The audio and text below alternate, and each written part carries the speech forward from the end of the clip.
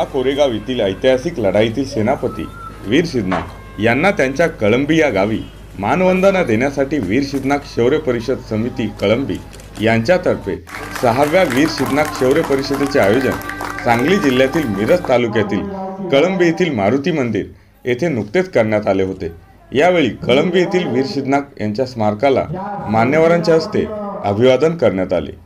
या वीर सिद्धनाथ शौर्य परिषदेचे उद्घाटन PRPचे महाराष्ट्र राज्य अध्यक्ष इंद्रजित घाटे यांच्या हस्ते झाले, तर कार्यक्रमाच्या अध्यक्षस्थानी गोविंद गोपाळ गायकवाड यांचे 14वे वंशज व दिवंगत उद्योगपती राजेंद्र गायकवाड यांचे सुपुत्र जयेश राजेंद्र गायकवाड उपस्थित होते।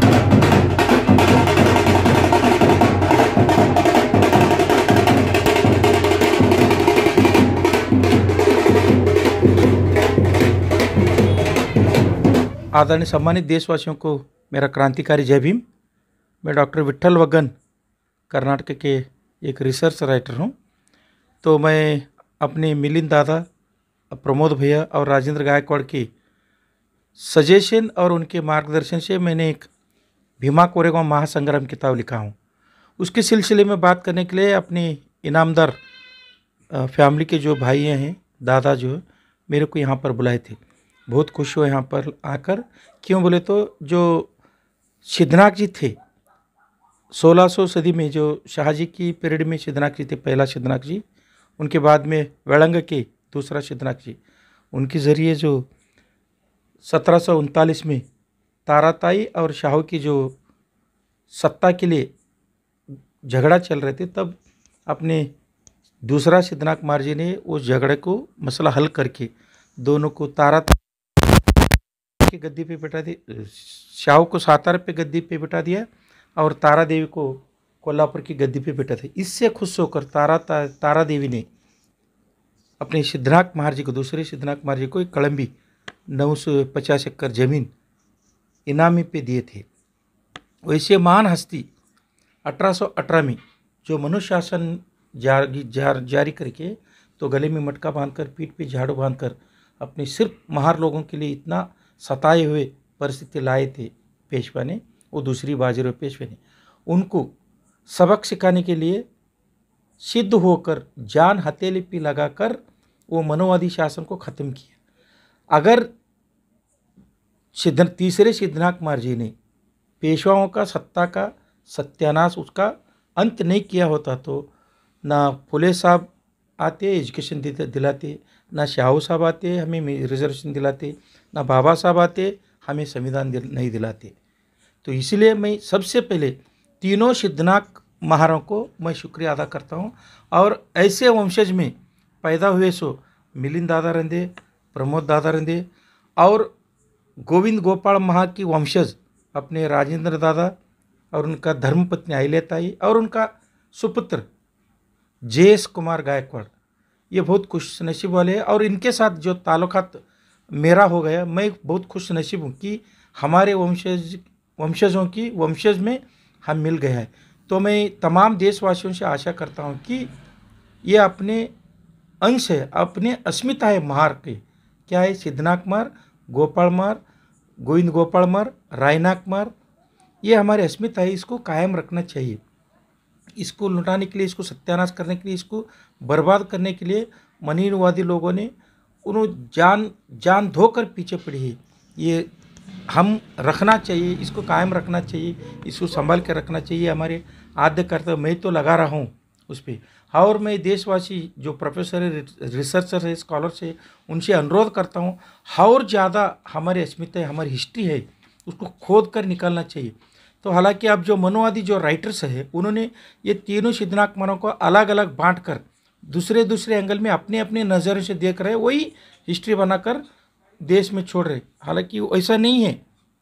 कोंकण के जितने भी महार थे वो महान योद्धा थे। ये मैं नहीं बोल रहा, FF स्टंटन की रिकॉर्ड्स बोलते हैं, गेजेट्स कहती है कि ये कोंकण की महार बहुत बड़ा योद्धा थे। उसमें भी बाबा साहब के जो मालोजी सकपाल महार थे, इनके जनरेशन से आगे के जनरेशन थे। इसीलिए ये लोग कोंकण की महार लोग बौद्धिक और भौतिक दोनों तरह से महान विद्वान थे। इसीलिए ये भारत का अस्मिता को जागरूक करने के लगते हैं। मैं देशवासियों के दो सवाल करता हूँ। पेशवाई हमारी किताब में पढ़ते कि दूसरे हटकर भी, मतलब एक्टिविस्ट के ज़रिए, राइटर के ज़रिए हम पढ़ते कि पेशवाई चित्पान ब्राह्मण थे। तो उन्होंने खुद लिखा है, जस्ट लाइक ए बाल गंगाधर तिलक की Arctic home in the Vedas, और गोलवालकर की we or our nationhood defined. तो ऐसे चित्पान ब्राह्मण ने लिखा, उसे किताब में लिखा है कि हम भारत के वासी नहीं है, हम बाहर से आए हुए आर्य चित्पान ब्राह्मण हैं। तो चित्पान ब्राह्मण मराठों का, हमारा अस्मिता है, मराठा बोले तो महार मराठा भाई भाई सरकार। तो मराठों का सत्ता हासिल करके पेशवाओं का सत्ता मराठा सत्ता कैसा हो सकता है? तो कहना चाहिए कि पेशवाओं का सत्ता, एक बात। दूसरी बात, 1689 मतलब 1689 में जब औरंगजेब ने तुलपुर पे संभाजी महाराज की हत्या किया था, संभाजी महाराज की हत्या किया तो उनका नाखून, आँख, कान सब औरंगजेब या मुसलमानों ने काटे। तो और संभाजी का हत्या औरंगजेब ने किया तो पूना की शनिवार वाड़ा पे औरंगजेब का हरा झंडा रहना चाहिए, वहाँ पर पेशवा का झंडा कैसा लहरा दिया? इसका मतलब है, हालांकि औरंगजेब हराया होगा या औरंगजेब सेना भेज दिया होगा, पेशवा ने इसके गलत इस्तेमाल करके औरंगजेब संभाजी महाराज की हत्या किया है। इसलिए पूना शनिवार वाड़ा पे पेशवाओं का झंडा लहराए, मगर मुसलमानों के नहीं। इसलिए ऐसे बहुत सारे किस्से। तो आपने सिद्धनाथ के स्मारक के बारे में क्या है? हाँ, सिद्धनाथ की सिद्धनाथ मार्ग की यहाँ के मैं देश के भाइयों से मैं शुक्रिया गुजार हूँ, क्योंकि इस सिद्धनाथ मार्ग की समाधि को कायम रखा है, स्टेटस को मतलब यथास्थिति ये संभाल रहे। मैं देशवासियों से, आप सही माने महारों के खून हैं, सही माने आप महारों के गर्व महसूस करते हैं कि हम महार हैं, तो सही माने यस हमारी पुरखों को इतिहास जिंदा रखना है जो बाबा साहब ने बोल दिया है। तो मैं अनुरोध करता हूँ तमाम देशवासी, महार, माला, हलैया, परैया, ये लोगों से, नाग लोगों से, द्राविड़ लोगों से, आप एक बार सांगली तालुके के कलम्बी को आ जाइए। यहाँ पर हमारे पुरखों का समाधि है सिद्धनाथ महाराज जी का। यहाँ पर बड़ा सा विजय स्तंभ का ज़रूरत है, यहाँ पर स्मारक का ज़रूरत है। उनको हम फाइनेंशियली सपोर्ट करके, इनामदार फैमिली के जो जितने भी भाई बहनें हैं उनको फाइनेंशियली सपोर्ट करना हमारा आद्य कर्तव्य है। तो मैं तो तैयार हो चुका हूँ, मेरा तनख्वाह में जितना हो सकता है मैं उनको करूँगा। मैं वासियों से अनुरोध करता हूँ, पैसा मायने नहीं रखते, अहदा मायने रखते, पावर मायने रखते, मगर हमारे जो अस्मिता है इसको कायम रखना मायने रखते। तो इसलिए मैं गुजारिश करता हूँ। और दूसरी बात, 2017 में जो राजेंद्र गायकवाड़ साहब वडू बद्रुक में गोविंद गोपाल महार की जो समाधि की वो स्टैचू बनाकर मनुवादी लोगों ने उस पर आक्रमण करके उसको ध्वंस करने के लिए सोचा था। अभी यथास्थिति मेंटेन है वहाँ पर, उसको भी हम क्या है, स्मारक को बढ़ाना चाहिए, उसका भी संरक्षण करना हमारी तमाम देशवासी महारों का आद्य कर्तव्य है। तो गायकवाड़ फैमिली और इनामदार फैमिली को मैं तमाम देशवासियों से, जो इंटेलेक्चुअल्स है, एक्टिविस्ट है, जो स्कॉलर्स है, उनके ज़रिए मैं इन दोनों फैमिली को, गायकवाड़ और इनामदार फैमिली को शुक्रिया अदा करता हूँ। मैं याचिका करता हूँ तमाम देशवासियों से, ये दोनों फैमिलियों को ये स्मारक को बड़ा करने के लिए, स्मारक को बढ़िया बनाने के लिए आप अवधि में रहने वाले सरकार से भी ले सकते हैं, क्या अपने तनख्वाह में से दे सकती है।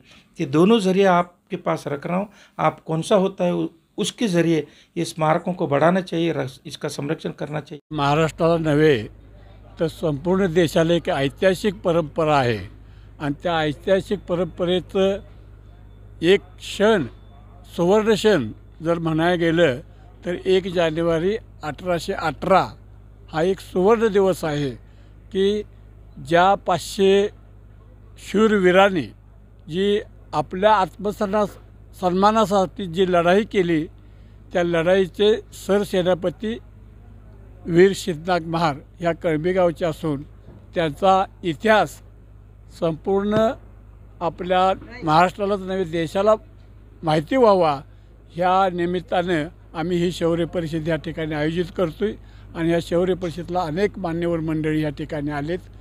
त्या सर्वांचं मी या ठिकाणी स्वागत करतो आणि मी या ठिकाणी थांबतो। जय सिद्धनाथ घराण्यातली मुलगी आणि गोविंद गोपाळ गायकवाड या घराण्यातली सून आणि राजेंद्र गायकवाड यांची पत्नी याचा मला खूप अभिमान आहे.